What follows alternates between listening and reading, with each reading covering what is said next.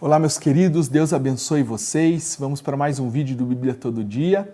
Dessa vez falando sobre os capítulos 19, 20 e 21 de Atos dos Apóstolos, capítulos que vão falar basicamente sobre a terceira viagem missionária do apóstolo Paulo. Já no capítulo 19 você vai ver uma coisa importante, interessante, que Paulo encontra cerca de 12 homens ali que criam em Jesus Cristo e foram batizados no batismo de João Batista, mas nem sequer ouviram falar ainda do Espírito Santo, diz o versículo 2 do capítulo 19. Então Paulo batiza eles em nome de Jesus e colocando a mão, impondo a mão sobre eles, eles recebem o batismo com o Espírito Santo. Talvez você esteja se perguntando, qual é a diferença, pastor, do batismo de João Batista e batismo em nome de Jesus? Tem uma diferença bastante importante. O batismo de João Batista representava o arrependimento, se preparando para receber Jesus Cristo. Por quê? Porque Jesus Cristo veio implantar o reino de Deus, uma nova cultura, novos valores, uma nova forma de pensar. E a palavra arrependimento ali significa metanoia, uma mudança de mente. Ou seja, João Batista convocava os homens para se batizar, o batismo de arrependimento, abandonando a forma de pensar deles, pensando diferente. Por quê? Porque Jesus viria trazer novos valores e uma nova forma de pensar. Mas o batismo em nome de Jesus é um batismo que se identifica, que declara publicamente que você concorda, recebe, crê naquilo que Jesus fez na cruz por você.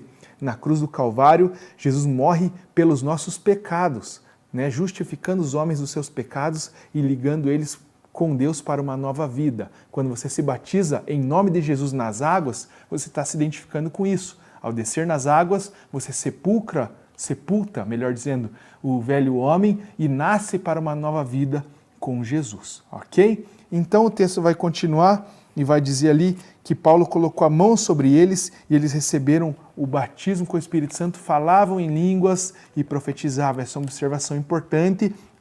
Terceira vez aí que descreve detalhadamente a reação de quem recebia o batismo com o Espírito Santo. Lá em Atos capítulo 2, versículo 4, vai dizer que esses homens, os apóstolos, receberam o batismo com o Espírito Santo e falavam em outras línguas conforme o Espírito lhes concediam. Aí o capítulo 10, verso 45 e 46, quando o Espírito Santo, diz o texto, cai sobre os gentios, falavam em línguas e engrandeciam a Deus. Então veja que falar em línguas é um sinal de quem recebe o batismo com o Espírito Santo, com poder, ok? Ainda no capítulo 19, um episódio me chama a atenção, o episódio dos filhos de Seva, que tentaram invocar o nome de Jesus para expulsar alguns demônios, mas os demônios falavam assim, nós conhecemos Jesus e conhecemos o Paulo de quem você está falando, mas vocês nós não conhecemos. E aí o versículo 16 diz que eles apanharam, ficaram feridos e desnudos por aqueles espíritos imundos. Por quê, pastor? Se eles tentaram invocar o nome de Jesus? Exatamente. Mas Marcos capítulo 16, verso 17 vai dizer que expulsar demônios em nome de Jesus é um sinal na vida de quem crê em Jesus Cristo. Esses homens tentaram pegar o nome de Jesus para expulsar o demônio, mas eles não criam em Jesus Cristo, não se converteram a Ele. É por isso que aconteceu esse episódio. E aí os demônios vão dizer assim, nós não conhecemos vocês, olha a importância de sermos homens e mulheres de Deus temidos pelo inferno, Esses homens não eram temidos pelo inferno, não tinham uma vida com Cristo, não criam nele, por isso aconteceu o que aconteceu. E isso é importante para nós, por quê? Porque precisamos ser conhecidos no inferno como homens e mulheres de Deus. A questão não é nem ser conhecidos pelos demônios, como eles dizem, não conhecemos vocês. A questão não é nem essa. A questão é como somos conhecidos pelos demônios. Como homens e mulheres de Deus cheios do Espírito Santo ou como os filhos de Seva.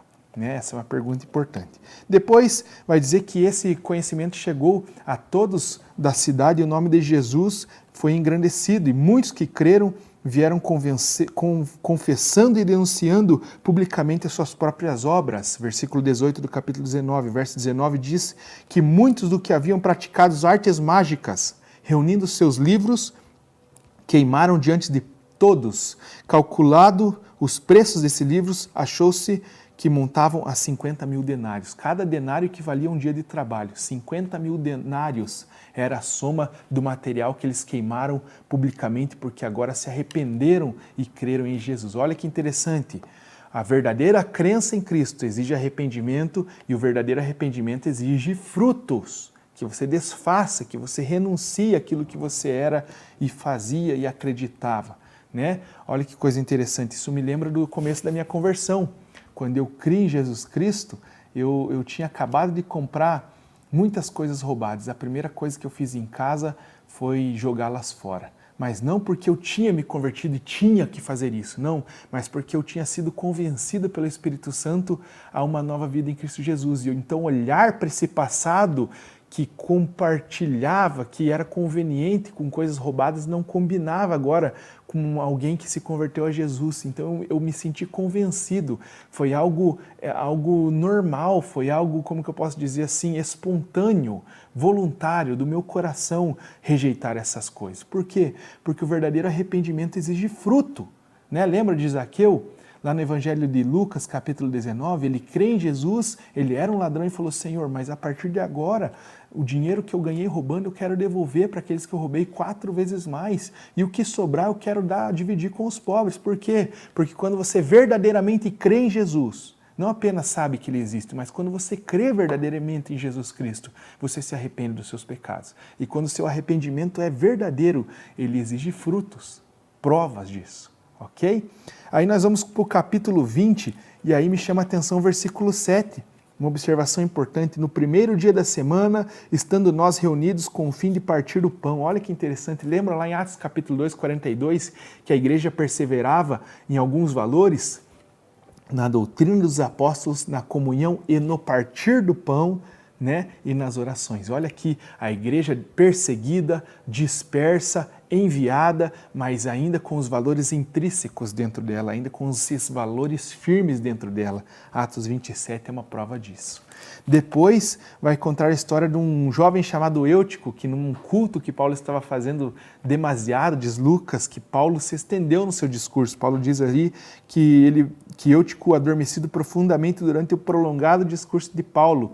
Ele caiu de uma janela, ele estava sentado na janela, irmãos, assistindo o culto de Paulo, né? Só que eu quero tirar uma lição importante, né? A janela, esse jovem estava sentado na janela quando ele dormiu, caiu e morreu, mas Paulo vai lá, ora e esse menino volta a viver, diz o texto, e todos se alegram. Mas ele estava sentado na janela. A janela é um lugar que não é conveniente para vivermos a nossa vida com Deus. Por quê? Porque a janela, você está olhando para dentro, mas distraído com as coisas que estão fora, né? Representa um lugar que não é firme de uma vida com Deus. Um lugar que está olhando para a vida com Deus, mas distraído com aquilo que está acontecendo longe da vida com Deus.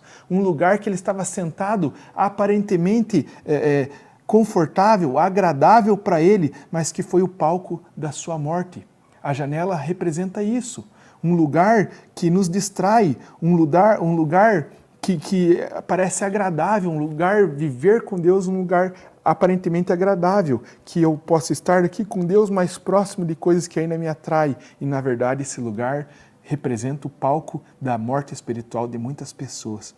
A janela, entre aspas, né, o símbolo da janela, não é um lugar de onde devemos assistir, né, aquilo que Jesus tem para nós, ou viver aquilo que Jesus tem para nós. Não, a janela é um lugar perigoso.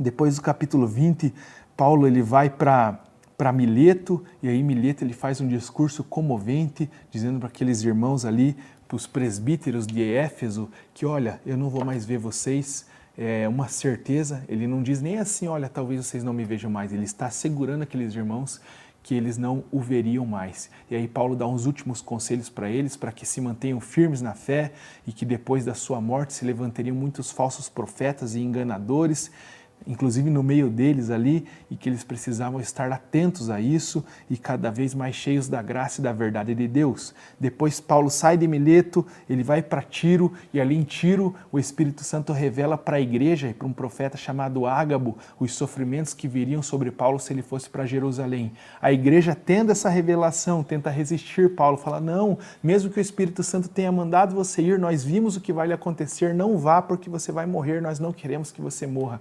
Mas Paulo, não importa o desafio que o aguardava, ele estava desejoso, disposto a obedecer e agradar a Deus, independente de qualquer coisa. Ele vai para Jerusalém, visita Tiago, tem um tempo gostoso com os irmãos da igreja, com o líder da igreja, Tiago, conta para eles todas as coisas maravilhosas que Deus havia feito por intermédio dele no meio dos gentios, mas ali em Jerusalém ele é preso e depois do capítulo 21 ali para frente, capítulo 21, verso 33 em diante, até o final do livro de Atos, Paulo vai ser um personagem preso, tá bom? E depois disso ele morre.